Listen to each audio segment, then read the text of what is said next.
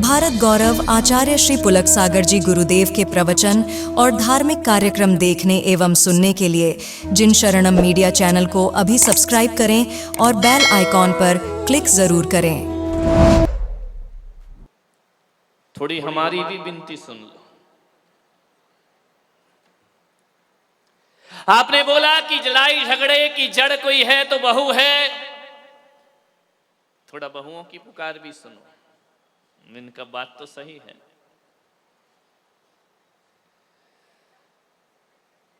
मैंने कहा समस्या क्या है? बोली समस्या एक ही है। बोली समस्या एक ही है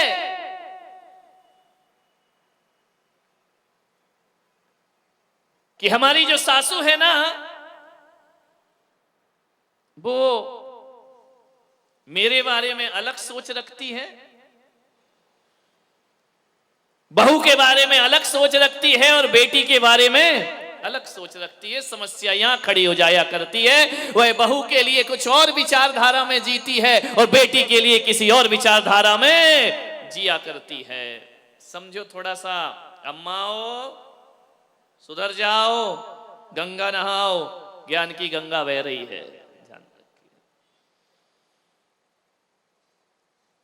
मैं बड़े बड़े ग्रंथों पर भी प्रवचन कर सकता हूं, मैं समयसार पे बोल सकता हूं, मैं गीता पे बोल सकता हूं,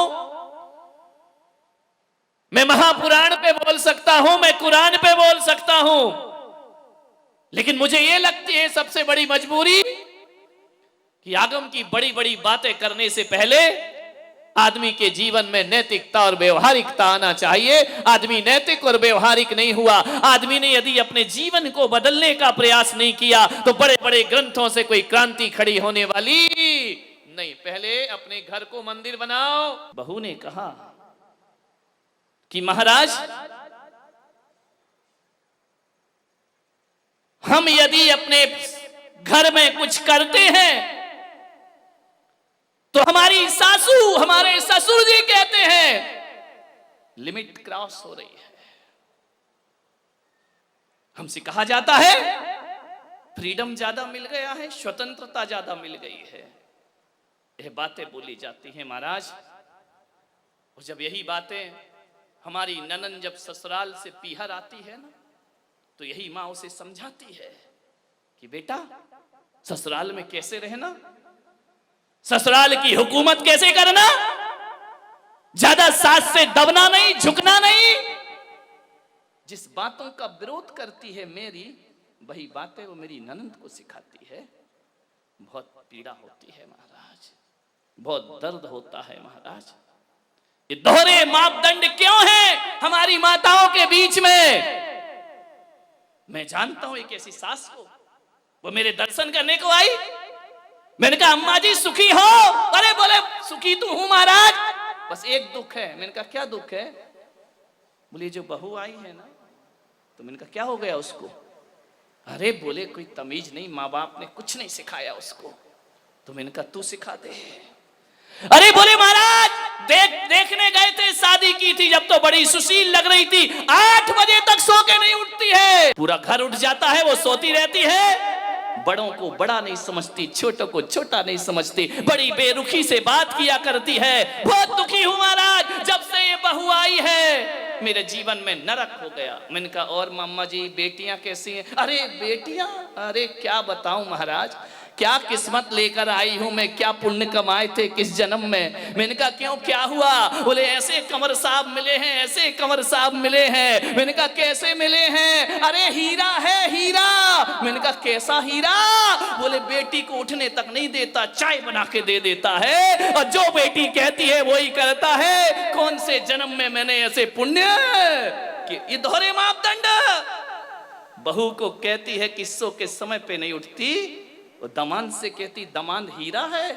बेटी की जुबान पे बात नहीं आती और कमर साफ पूरा कर दिया करते। पिक्चर दिखाने ले जाते हैं, घुमाने ले जाते हैं, बाहर खिलाने ले जाते हैं। तर गई महाराज बेटियों की तरफ से। तो मैं ध्यान रखना, तू तर नहीं गई, तू मर गई, ध्यान रखना। विचार ये स्थिति हमारे घरों की। बहू के लिए उसी चीज पर पाबंदी, और बेटी के लिए उसी चीज की शिक्षा। ये दोहरे मापदंड नहीं चलेंगे, ध्यान रखिए। निवेदन है मेरा, मैं ससुर से और सासुओं से निवेदन कर रहा हूं, दोहरे मापदंड मत रखिए। एक जानते हो, एक महिला मंदिर आई, अम्मा जी रास्ते में मिली, नमोस्तु महाराज, प्रणाम प्रणाम। उनका अम्मा जी बड़ी खुश दिख रही है। बोली बहुत खुश हूं महाराज। मैं इनका क्यों? इनका कितने बच्चे हैं तुम्हारे? बोले 4 बेटियां हैं। 4 बेटियां सुखी हैं? सुखी तो क्यों नहीं रहेंगी? जब मैंने उनकी शादी की थी ना, तो महाराज क्या बताऊं तुम्हें, मेरा भी दिमाग ऐसा चला, मैंने कहा अपनी लड़कियों की शादी वहां करूंगी जिस घर में सास नहीं हो। और सास नहीं है तो हुकूमत अपने हाथ में। इतनी मैंने कहा 4 मिल गए, ऐसे हमारे 4 मिल गए, राम लक्ष्मण भरत शत्रुघ्न से। सास नहीं है उस घर में। इतना राज करती हैं हमारी बेटियां, जो कहो वो होता है। तो मैंने कहा अम्मा जी और कोई कमी जिंदगी में? बोली एक कमी है। मैंने कहा क्या? बोले जो हमारा लड़का है ना। मैंने कहा हाँ। बोले 35 साल का हो गया। समझ गए क्या? ऐसी बातें आपको डायरेक्ट समझ में आती है। बोले 35 साल का हो गया महाराज। तो मैंने कहा हो गई भाई। अरे बोले ऐसा नहीं, अभी तक कुंवारा बैठा है, शादी नहीं हो रही उसकी, बस एक तकलीफ है। मैंने कहा अम्मा जी लड़की देखने वाले नहीं आते क्या? बोले बहुत आते हैं, रिश्ते तो इतने आ रहे, लाइन लगी है। जो आता है लड़के को देखता है, घर जाता है, कहता जवाब देंगे। आज तक जवाब ही लौट के नहीं आता है। हम इंतजार ही करते, कुंडली भी मिल जाती है लेकिन शादी नहीं हो रही है। मैंने कहा अम्मा जी नहीं होगी। बोले क्यों, कोई शनि की दशा लगी है क्या? मैंने कहा दशा नहीं लगी, दशा बैठी है। बोले मतलब क्या है?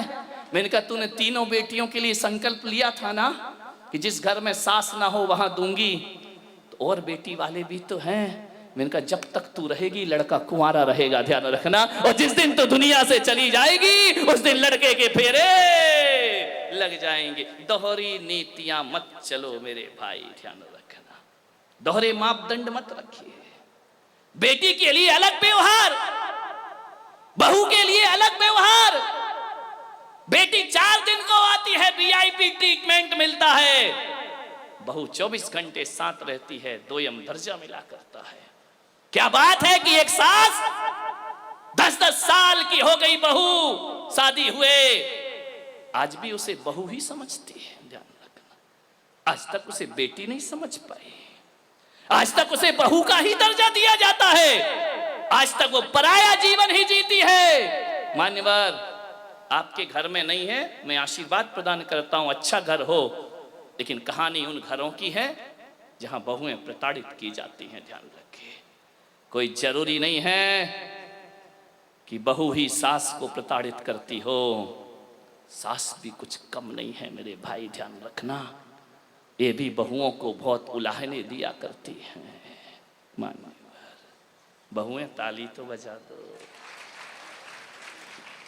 आज तुम्हारे पक्ष में बोल रहा हूं मैं, ध्यान रखिए। कौन बोला आज किसने सद्बुद्धि दे दी?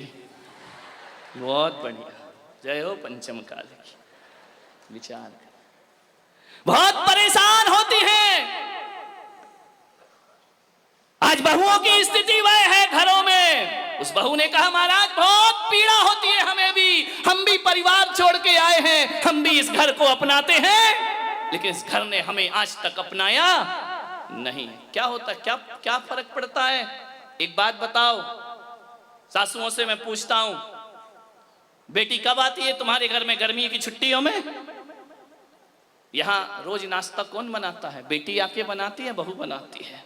बहू बनाती है ना। रसोई कौन बनाती है? बहू बनाती है। चलो नौकरानी होगी, निर्देश तो बहू देती है ना, देखती है ना। बीमार हो जाओ तो बहू आके पूछती है, बीमार हो जाओ तो दवाई भले झुंझला के दे, गुस्से से दे, देगी बहू ही, पड़ोसिन देने वाली नहीं है, ध्यान रखना। कुछ भी करेगी, तकलीफ हो, दुख हो, संकट हो, बहू ही साथ में आती है। बेमन से आए या मन से आए, साथ तो बहू ही देती है ना। सुबह से उठती है, तुम्हारी व्यवस्था करती है, नाश्ता बनाती है, खाना बनाती है। एक बात ध्यान रखो, आप ईमानदारी से बताना, एक संत की सभा में बैठे हैं, बहू ज्यादा काम करती है या बेटी ज्यादा काम करती? ईमानदारी से बताना।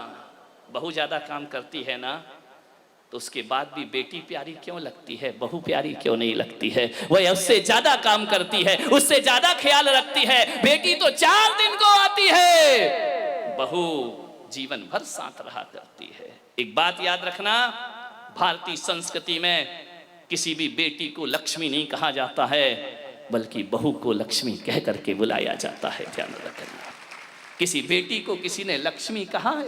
कन्या भले कह दिया जाए, लेकिन लक्ष्मी का रूप नहीं दिया जाता है। रक्षा बंधन पर बेटी की जरूरत पड़ती है, लेकिन दीपावली जब आती है तो बेटी की नहीं, हाथों में दीप लिए हुए बहू शोभा दिया करती है। दीपावली तो बहू की हुआ करती है, दीप जलाती है।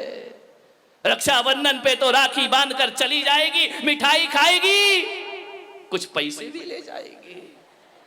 ध्यान रखना, कमर साहब आएंगे, खाएंगे, मजे लेंगे, लास्ट में बोल देंगे मजा नहीं आया। धत तेरे की, मर गए कर करके, उनने कह दिया मजा नहीं आया। बहू तो घर में ही रहती है ना, बहू तो लक्ष्मी है ना। आज तक किसी बेटी की आरती किसी माँ ने नहीं उतारी होगी, लेकिन बहू जब घर में आती है तो सास को दीप लेकर उसकी आरती उतारना पड़ती है। बहू मंगल है, बहू शुभ है, बहू लक्ष्मी का रूप है, बहू सरस्वती का रूप है। जब वह बहू घर में आती है, तुम्हारे वंश को अंश प्रदान करती है, और जब उन्हें संस्कारित करती है तो यही बहू सरस्वती का रूप हो जाया करती है। ध्यान रखिए, और यही बहू लक्ष्मी का रूप हो जाती। बहुओं को लात मारना यानी लक्ष्मी को लात मारना के समान पाप हुआ करता है। ध्यान रखिए, बहुएं तो घर की शोभा होती हैं, प्राण होती हैं। बहुएं ना हो तो तुम्हें कोई दादी कहने वाला नहीं मिलेगा, तरस जाओगी।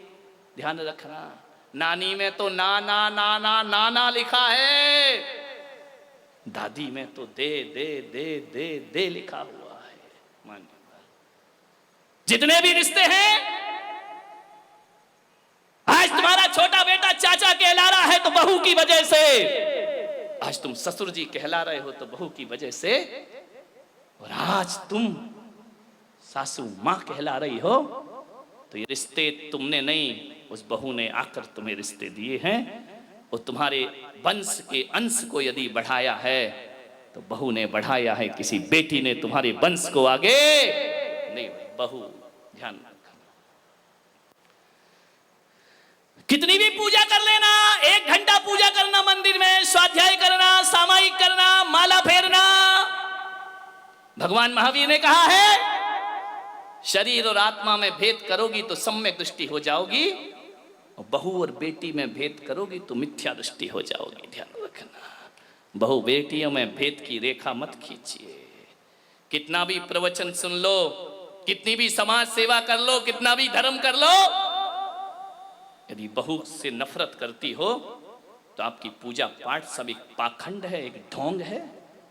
कुछ नहीं होने वाला, इससे कोई कायाकल्प होने वाला नहीं है। ये पूजाएं तुम्हें स्वर्ग नहीं भेज सकती हैं, ये पूजाएं तुम्हें मोक्ष नहीं ले जा सकती हैं। कितना भी कर लेना, समाज में बड़ी बड़ी माला पहनने से कोई महान नहीं हुआ करता है। अरे एक बात याद रखना, ये समाज की मालाएं कोई हकीकत की नहीं हुआ करती हैं, 80% तो धोखेबाजी हुआ करती है। आपसे मैं निवेदन करना चाहता हूं, समाज के सम्मान में कोई व्यक्ति महान नहीं होता है, अपने घर में जो सम्मान पाता है वो दुनिया में महान हुआ करता है। अपनी बहू की नजरों में उठी हो क्या? अपने परिवार की नजरों में अच्छे बने हैं क्या? नहीं बनते हैं। दुनिया की नजरों में महान बन जाओ, कोई कीमत नहीं हुआ करती है।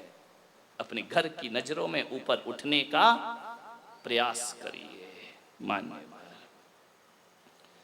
तकलीफ क्या हो जाती है? बहू लेने तुम ही जाती हो, शादी नहीं होती तो 10 जगह हाथ पैर जोड़ती हो, कुंडली मिलाती हो, मेरे लड़के की शादी करा दो।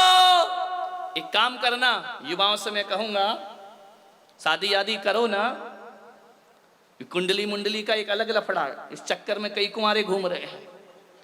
मैं आपसे इतना ही निवेदन करूंगा कि अब की बार कुंडली मिलाओ तो अपनी मत मिलाना, है ना। किसी भी पंडित को दिखाना तो कहना जो लड़की मेरे घर आ रही देख उससे मेरी माँ की कुंडली मिल रही है या नहीं मिल रही है, मेरे पास उसे कितना रहना है, सबसे ज्यादा तो सासू के साथ गड़बड़ घर वहीं से होता है। क्योंकि जो बहू आएगी अधिक से अधिक समय भाई परिवार में गुजारती, तुम्हारे साथ कितना गुजारेगी। सुबह जाओगे थके हारे दुकान जाओगे, शाम को लौटोगे दुकान से, रात को घंटे 2 घंटे बात करोगे, फिर नींद लग जाएगी, फिर चले जाओगे। गड़बड़ तो महाभारत कहां से शुरू होती है, बहुओं से और सासुओं से। मान क्या तकलीफ हो जाती है बहू के आने पर। एक बात बताओ, तकलीफ केवल इतनी है कि एक मां अपने बच्चे को, अपने बेटे को अपने अनुसार पालती है, अपने अनुभव से पालती है, अपने जीवन की दिशा से, दृष्टिकोण से पाल के बड़ा करती है। बच्चा मां के अनुसार पलता है। स्कूल से आता है, मम्मी मेरा बैग कहां है, मम्मी मेरे जूते कहां है, मम्मी मेरे कपड़े कहां है, मम्मी मेरा खाना कहां है। मम्मी को ढूंढता है बच्चा जब तक शादी नहीं होती। ध्यान रखना, मम्मी को ही तो ढूंढता, मम्मी मम्मी हर चीज में मम्मी, बाजार चलना मम्मी, शॉपिंग करना मम्मी। ध्यान रखना, हर जगह मां के साथ घूमता है बच्चा। एक बात याद रखना, हर जगह वह मां को तलाशेगा। तकलीफ नहीं होती वहां, दुख है तो मां, सुख है तो मां, कहीं जाना है तो मां पापा, इसके अलावा कुछ नहीं होता है। लेकिन एक तकलीफ थोड़ी सी हो जाती है कि जब शादी होकर के वह आता है तो थोड़ा समय उसे पत्नी को भी देना पड़ता है। ध्यान रखिए। और जब ये समय हमारे समय में से कटने लगता है ना, तो मां को तकलीफ होने लगती है। ध्यान रखिए, ये नेचुरल बातें हैं, प्रैक्टिकली बातें हैं कि पहले आते ही साथ बेटा मां को ढूंढता था, अब बहुत से काम ऐसे हैं जो पत्नी के हवाले हो जाया करते हैं।